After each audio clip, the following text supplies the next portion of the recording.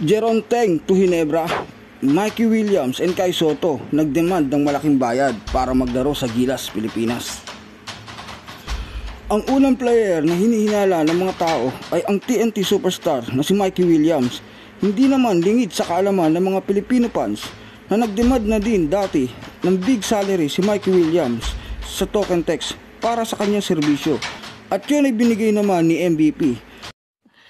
Sana all. Ngunit ngayon, habang ang TNT ay naglalaro sa EASL, si Mikey Williams ay wala pa ring malinaw kung siya ay babalik pa sa TNT kung hindi niya makukuha ang kontratang gusto niya na ibibigay ni MVP.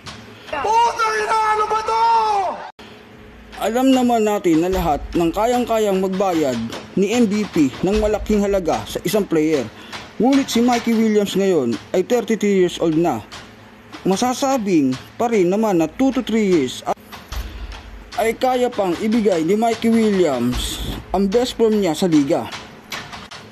Samantalang ang isang player na sinasabi ng karamihan na humihingi ng malaking bayad para maglaro sa Gilas, Pilipinas noong Asian Games ay si Kai Sotto.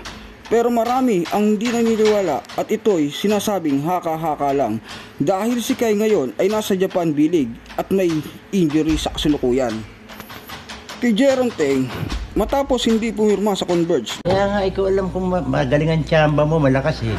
Dahil hindi binigay ng Converge ang 800k monthly salary na kanyang hinihingi.